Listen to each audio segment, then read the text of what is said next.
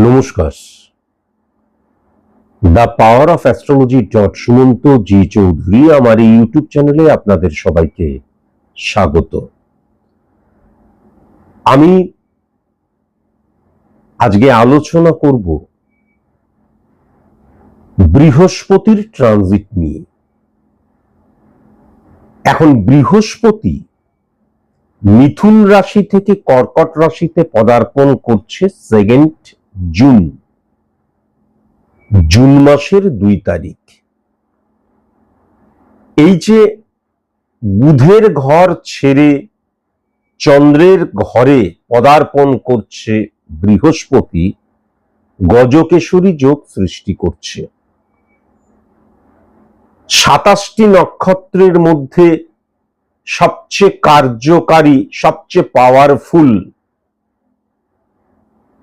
যে নক্ষত্র পুষ্যা নক্ষত্র, সেই নক্ষত্রে কিন্তু প্রবেশ করছে বৃহস্পতি।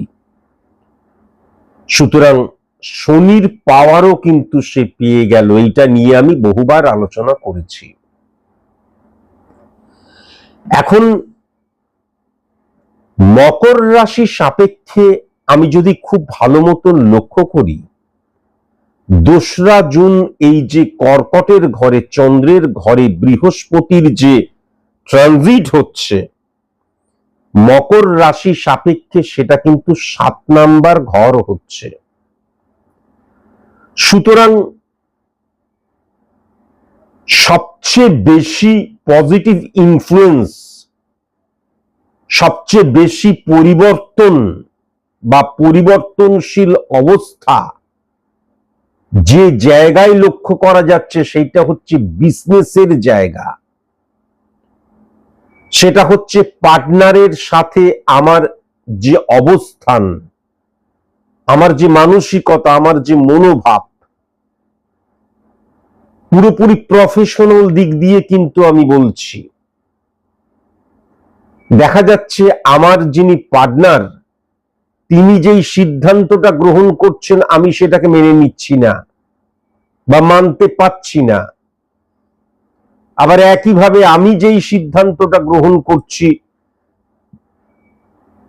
আমি যেই পলিসি ইমপ্লিমেন্ট করছি, অ্যাপ্লাই করছি, সেক্ষেত্রে দেখা যাচ্ছে জোর করে সে সম্মতি দিচ্ছে, একদম স্বতঃস্ফূর্তভাবে তার সম্মতি নেই। অনেক সময় কিন্তু পার্টনারশিপ বিজনেসের ক্ষেত্রে দেখা যায় রামবাবু শ্যামবাবুকে ছাড়া আর বিজনেস করতে পারবে না, তাই শ্যামবাবুর সাথে আছে। শ্যামবাবু একইভাবে কিন্তু রামবাবু ছাড়া আর কোনো অল্টার নেই, তাই রামবাবুর সাথে আছে। কিন্তু অ্যাকচুয়ালি তাদের মধ্যে যে বন্ডিং এর জায়গাটা, সেটা সঠিক মতন নেই। কিন্তু যখনই গজকেশরী যোগের আন্ডারে মকর রাশির জাতক জাতিকাদের ক্ষেত্রে বলছি 2 জুন বৃহস্পতি এবং চন্দ্রের একত্রীকরণ সৃষ্টি হবে, তখনই কিন্তু বলে দেওয়া যায় এই যে পার্টনারের মধ্যে, এক বা একাধিক পার্টনারের মধ্যে যে মনোমালিন্যতার জায়গা বা প্রত্যেকের এথিক্স, প্রত্যেকের যে নীতি নির্ধারণ, মানসিকতা আলাদা আলাদা, জোর করে একসাথে থাকছে, একসাথে রাখা হচ্ছে, অল্টার নেই বলে, সেখান থেকে কিন্তু বেরিয়ে আসতে পারবে। এবং মকর রাশির জাতক জাতিকাদের ক্ষেত্রে বিজনেসের জায়গাটা টেরিফিক আমি লক্ষ্য করতে পারছি। আবার যেহেতু ডাইরেক্ট শনির নক্ষত্র পুষ্যা নক্ষত্রের আন্ডারেই বৃহস্পতি আসছে, এবং যেহেতু বৃহস্পতি চন্দ্রের ঘরে পদার্পণ করছে, দেখা যাচ্ছে স্বামী স্ত্রীর সম্পর্কের মধ্যে একটা দেখা যাচ্ছে এমন অবস্থা, অ্যাডজাস্ট করার ক্ষমতা, কম্প্রোমাইজ করার ক্ষমতা, স্যাক্রিফাইস করার ক্ষমতা আস্তে আস্তে ডিক্রিজ হয়ে যাচ্ছিল, সেপারেশনের জায়গায় চলে যাচ্ছিলাম। এমন অবস্থা, সেপারেশনটা যেন আস্তে আস্তে ডিভোর্সের আকার নিচ্ছিল। আজকের দিনে লিখে দেওয়া যায় মকর রাশির জাতক জাতিকাদের ক্ষেত্রে কিন্তু এই সিচুয়েশন ক্রিয়েট হলে এখান থেকে আবার ফিরে আসবে। আবার তুমি এবং আমি মিলে আমরা হবে। আবার কিন্তু এই যে স্বামী স্ত্রীর মধ্যে বন্ডিং এর জায়গা, শ্রদ্ধার জায়গা, রেসপেক্টের জায়গা, বিশ্বাসের জায়গা পুক্ত হবেই হবে, ডেফিনিট ভাবে বলা যায়। কেননা সবচেয়ে অনেস্ট কারক গ্রহ যদি বলা হয় তাহলে শনি এবং বৃহস্পতি দুটোই।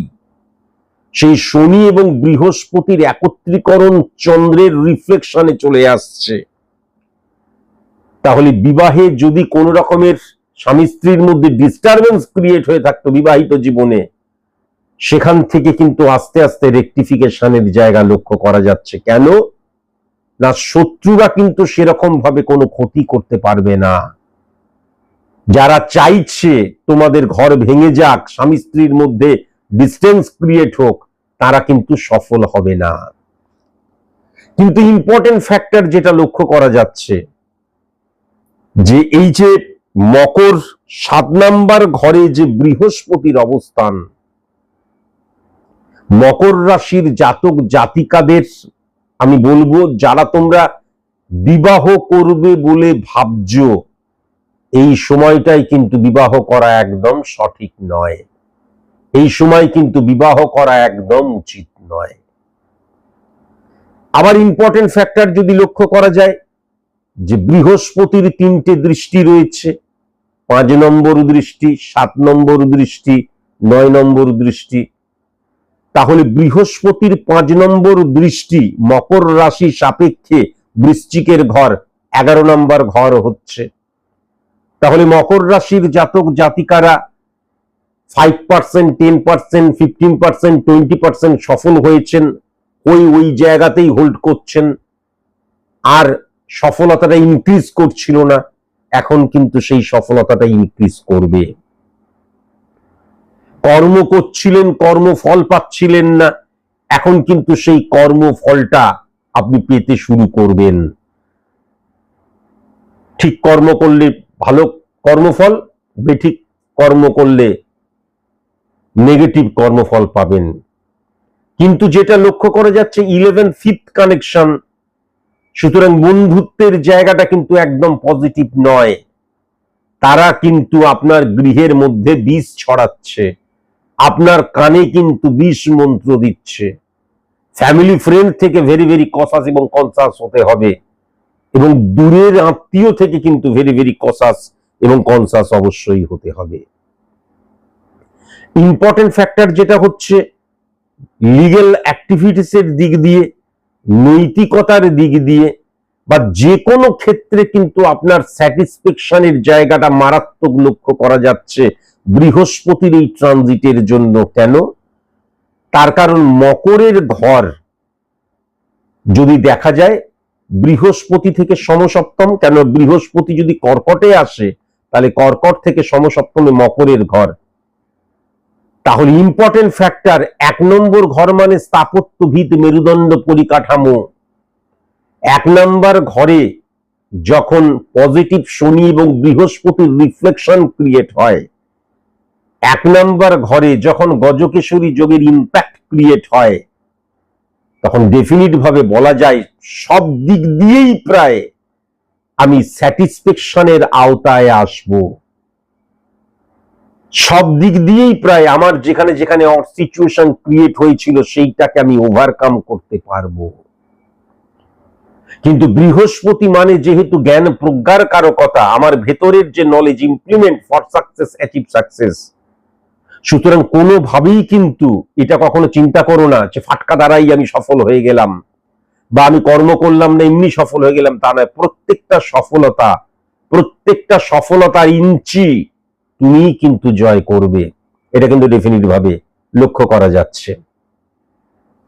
কিন্তু নৈতিকতার সাথে যদি অনৈতিক ইলিগাল অ্যাক্টিভিটিস করি, বা নিয়মানুবর্তিতা বহির্ভূত কাজকর্ম করি, বা ডেডিকেশন, ডিভোশন, ডিটারমিনেশনের আওতায় না পড়ি, কমিউনিকেশনের জায়গাটা যদি সঠিক না থাকে, তাহলে কিন্তু এই সফলতাটা আমি অর্জন করতে পারবো না। কেন?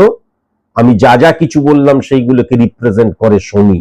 শনির নক্ষত্র পুষ্যা নক্ষত্রেই কিন্তু বৃহস্পতি ট্রানজিট করছে, এটা ভুলে গেলে চলবে না। আবার যদি খুব ভালো মতো লক্ষ্য করা যায় 5, 7, 9, 9 মানে মিনের ঘর বৃহস্পতি থেকে, আর মকর থেকে 3 নাম্বার ঘর, তাহলে মানসিকতা মনোভাবের জায়গাটা অত্যন্ত পজিটিভ হয়ে যাচ্ছে। আবার যদি খুব ভালো মতন দেখা যায় 3 নাম্বার ঘর মানে এখনকার যে সংযোগের জায়গাটা ফেভারেবল জায়গায় চলে আসছে, হ্যাঁ, ভাই বোন থেকে সাপোর্টিভ জায়গাটা লক্ষ্য করা যাচ্ছে। এবং সবচেয়ে ইম্পর্টেন্ট ফ্যাক্টর যে 9 নাম্বার ঘর বাবার সাপোর্টের জায়গা বা পিতৃতুল্য কারোর সাপোর্টের জায়গা বা গুরু টিচার পথপ্রদর্শকের সাপোর্টের জায়গা লক্ষ্য করা যাচ্ছে। মকর রাশির জাতক জাতিকাদের ক্ষেত্রে কিন্তু মান সম্মান বৃদ্ধির জায়গাটাও মারাত্মকভাবে লক্ষ্য করা যাচ্ছে। আমরা অনেক সময় আমাদের অনেক জ্ঞান থাকে কিন্তু অপরচুনিটি সেরকম ভাবে আসে না। তাহলে 3 নাম্বার 9 নাম্বার ঘর যখন পাওয়ারফুল হয়ে যাচ্ছে বৃহস্পতির দ্বারা, তখন সংযোগের জায়গা, অপরচুনিটির জায়গা, সো কল্ড লাক, ভাগ্য, নিয়তি যাকে বলা হয়, মারাত্মকভাবে কিন্তু ফেভারে আসবে। কিন্তু ইম্পর্টেন্ট ফ্যাক্টর যেটা হচ্ছে, সফল হতে গেলে বা আমার লক্ষ্য যেটা আছে সেই লক্ষ্যটাকে অ্যাচিভ করতে গেলে যেহেতু বৃহস্পতি নিয়ে কথা হচ্ছে, তাই জন্য আমার ভেতরে কিন্তু নলেজ থাকতেই হবে। Success is the maximum utilisation of ability that you have, সেটা কিন্তু ভুলে গেলে কখনো চলবে না। কেমন? তাহলে মকর রাশির এবং ইম্পর্টেন্ট ফ্যাক্টর যেটা লক্ষ্য করা যাচ্ছে যে সেকেন্ড হাউসটাও কিন্তু শনির ঘর, কুম্ভের ঘর, এবং রিফ্লেকশনে সেটাও কিন্তু লক্ষ্য করা যাচ্ছে বৃহস্পতিকে, এবং খুব পজিটিভ ভাবে যদি লক্ষ্য করা যায় চন্দ্রকে ও মঙ্গলকে উচ্চস্থ করছে। তাহলে মঙ্গল এবং চন্দ্রের একত্রীকরণে উচ্চস্থতার ফলে কি হয়ে যাবে, আমার মন, এবং সেক্ষেত্রে কিন্তু যদি দেখা যায় বুধের রিফ্লেকশন অবশ্যই আসছে, তাহলে আমার মন যেটাকে ভাবছি, বুদ্ধি, যুক্তি, বিবেচনা, আমার শরীর কিন্তু সেই কাজটাই করছে। আমার বোধ, বুদ্ধি আর আমার ফিজিক্যাল অ্যাক্টিভিটিস কিন্তু আলাদা আলাদা পথে হাঁটছে না। সবচেয়ে ইম্পর্টেন্ট ফ্যাক্টর যেটা হচ্ছে, ঋণ মুক্তির সময়, রোগ মুক্তির সময়, শত্রু নিধনের সময়, বা শত্রুরা কোনো কিছু করতে পারবে না, দেখবে জ্বলবে, লুচির মতন ফুলবে। তাহলে অত্যন্ত পজিটিভ সময় কিন্তু মকর রাশির জাতক জাতিকাদের ক্ষেত্রে ডেফিনিট ভাবে আসছে। আজকের মতন এইটুকুই, নমস্কার।